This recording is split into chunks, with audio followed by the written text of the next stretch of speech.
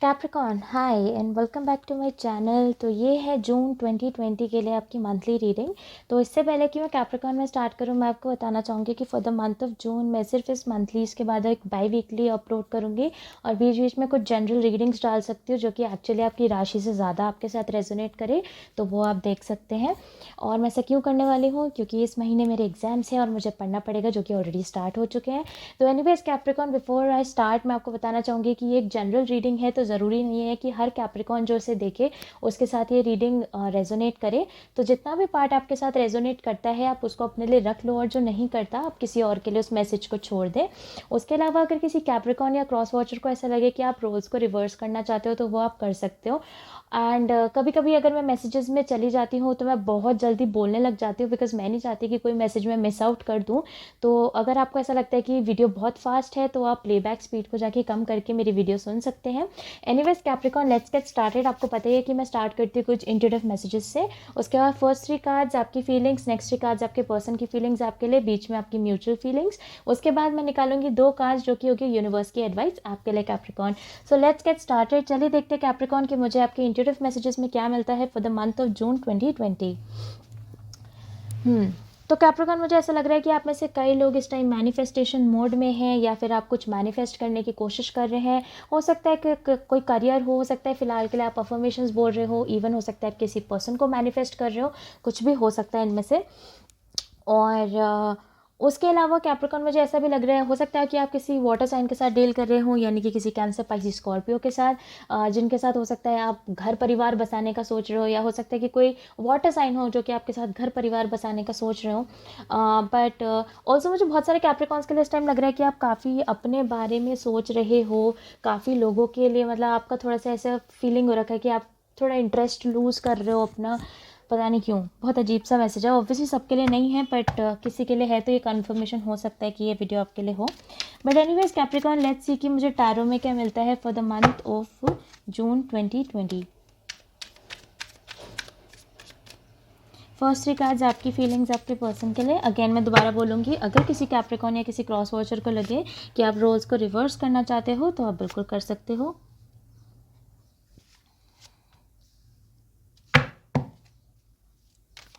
Next 3 cards आपके person की feelings आपके लिए।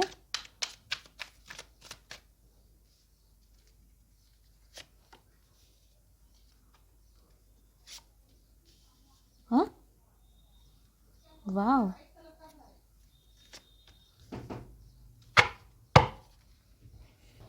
वाह कैप्रिकॉन, मैंने सोचा नहीं था। एक्चुअली मैंने आपका प्री शफल भी किया, सब करा, और मैं यूजुअली इस पर्टिकुलर डेक में रिवर्सल्स नहीं रीड करती। हाँ, मैं नॉर्मली रीड करती हूँ, जो नॉर्मल डेक्स है मेरी, लेकिन इस पर्टिकुलर डेक में मैं रिवर्सल्स रीड करती ही नहीं हूँ। और मुझे नहीं पता कि ये आप ही का कार्ड इसके अंदर रिवर्स क्यों पड़ा है, मुझे नहीं पता कैप्रिकॉन, सच में नहीं पता। और ऐसे ही शायद मेरे पास सेजिटेरियस में भी आया था कि उनकी भी रीडिंग में उन्हीं का कार्ड मेरे पास शायद रिवर्स में था। बट एनी वेज, चलिए, क्योंकि ये रिवर्स में आया तो मैं इसे रिवर्स में ही लेने वाली हूँ। चलिए देखते हैं आप दोनों की म्यूचुअल फीलिंग्स क्या है।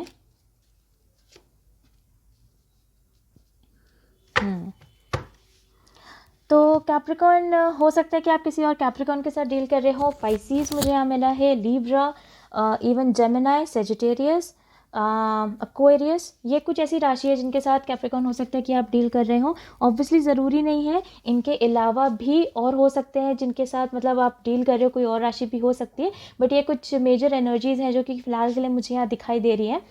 हाँ, तो कैप्रिकॉन, आपकी तरफ मेरे पास आया the 4 of swords, the universe, the 8 of wands. आपके पर्सन की तरफ आया high priestess, the devil reverse, and the wheel of Fortune. और आपका जो म्यूचुअल एनर्जी है वो है द कार्ड ऑफ जजमेंट। तो कैप्रिकॉन, इससे पहले कि मैं स्टार्ट करूं, मैं ये हाई प्रीस्टेस को क्लैरिफाई करना चाहती हूँ, because high priestess is a card of secrets, और मैं देखना चाहती हूँ कि आपके पर्सन ऐसे कौन से सीक्रेट्स हैं जो कि आपसे छुपा रहे हैं।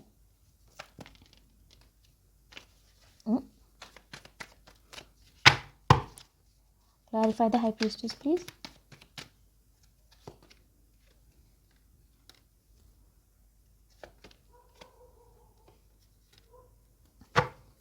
डबल पाइसिस, डेफिनेटली कैप्रिकॉन, आप में से कोई ना कोई किसी पाइसिस के साथ 110% डील कर रहा है, या फिर आपके चार्ट में पाइसिस हो सकता है।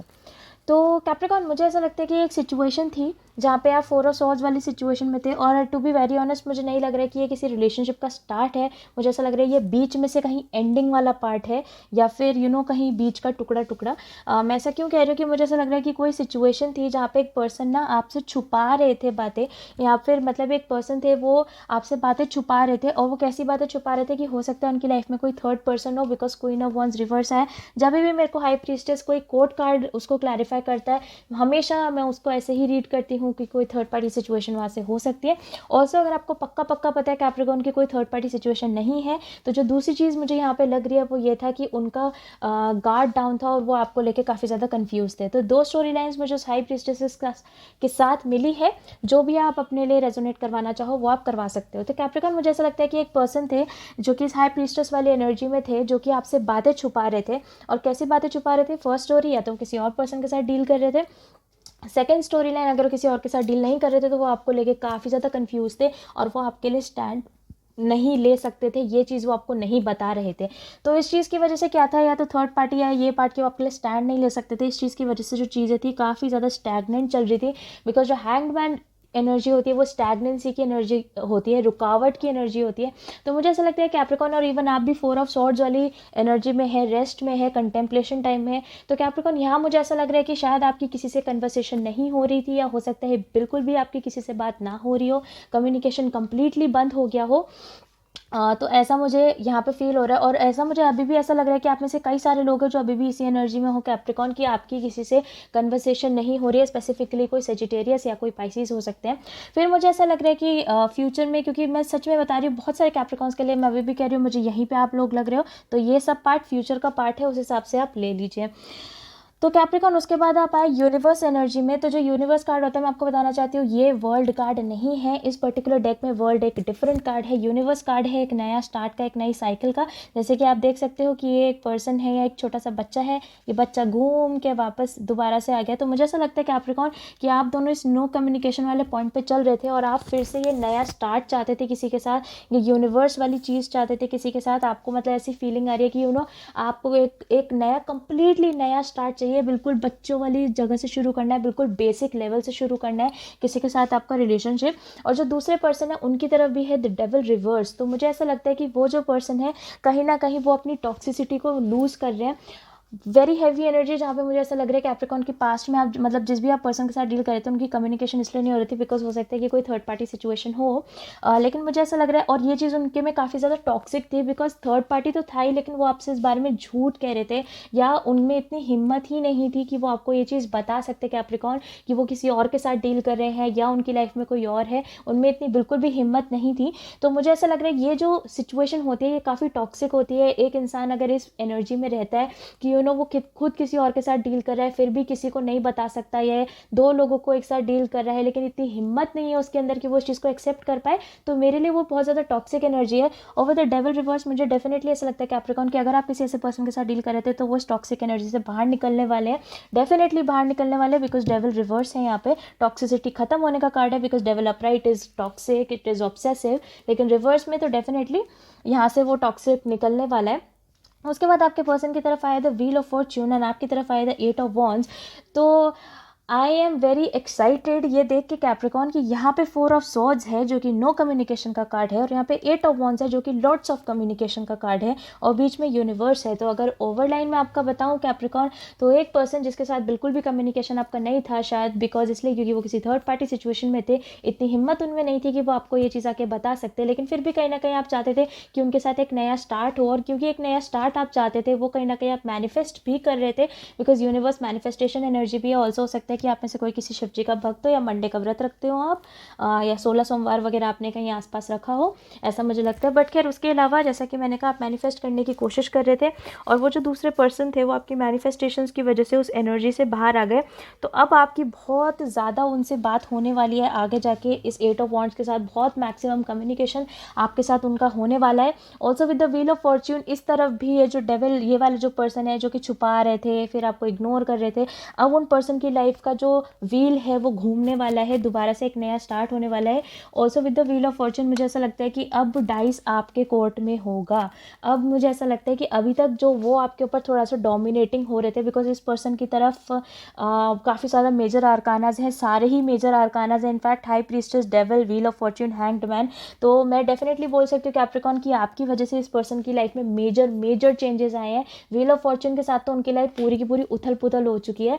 एंड ऑल्सो जो आपकी म्यूचुअल एनर्जी है वो भी है द जजमेंट कार्ड। तो इसका मतलब जजमेंट जितना आपकी तरफ है उतना ही उनकी तरफ भी है, तो उनकी तरफ फिर से एक मेजर आर्काना आया है। डेफिनेटली डेफिनेटली कैप्रिकॉर्न आपने इनकी लाइफ में इतना बड़ा चेंज ला दिया जो कि इन्होंने एक्सपेक्ट नहीं किया था। ऑल्सो मुझे ऐसा लग रहा है बहुत सारे कैप्रिकॉर्न्स आपको ये मान सकते हो कि जिस भी पर्सन के साथ आप डील करते हैं उनकी आदत थी कि वो बहुत लोगों के साथ, मल्टीपल लोगों के साथ वो डील करते थे। बिकॉज हैंग्ड मैन भी एक कोर्ट कार्ड है, हाई प्रीस्टेस एक कोर्ट कार्ड है, क्वीन ऑफ वॉन्ड्स एक कोर्ट कार्ड है। तो इसलिए मुझे ऐसा लगता है कि कैप्रिकॉर्न जिसके साथ भी आप डील कर रहे थे उनकी आदत थी कि वो बहुत सारे लोगों के साथ डील करते रहते थे। एंड क्या हुआ, लेकिन जब आप उनकी ज़िंदगी में आए तो कहीं ना कहीं आपकी मैनिफेस्टेशंस की वजह से वो उस टॉक्सिक एनर्जी से बाहर निकल गए और उनकी लाइफ बिल्कुल चेंज हो गई, बिल्कुल उथल पुथल हो गई। एंड मुझे लगता है फिर से आपका कम्युनिकेशन होगा अगर ये सब स्टोरी आपके साथ रेजोनेट कर रही है तो। ऑल्सो जैसा कि मैंने कहा आपकी म्यूचुअल एनर्जी जजमेंट कार्ड है, इसीलिए मैंने आपको कहा था इस म्यूचुअल एनर्जी की वजह से ही मैंने कहा था कि बहुत सारे लोगों के लिए मुझे ऐसा लग रहा है कि या तो आप अभी यहीं पे हो जहाँ पे ये बातें छुपा रहे हैं, आप बस सोच में डूबे हुए हो कि क्या है और क्या बात नहीं है, या फिर आप हो सकता है कुछ लोग आप इस एनर्जी में हो कि आप अभी भी इस पर्सन को मैनिफेस्ट ही कर रहे हो। बिकॉज जजमेंट कार्ड मेरे लिए एज अ रीडर एक ऐसा कार्ड है जहाँ पे एक पर्सन सब कुछ डिवाइन पे छोड़ देता है और वो ऐसा होता है कि भाई अब तो भगवान ही मालिक, अब तो भगवान ही बताएगा कि आगे क्या होने वाला है। तो चलिए देखते हैं कैप्रिकॉर्न की मेरा ओरेकल डेक आपके लिए क्या एडवाइसेस देता है for the month of June 2020। Advices for my Capricorns please.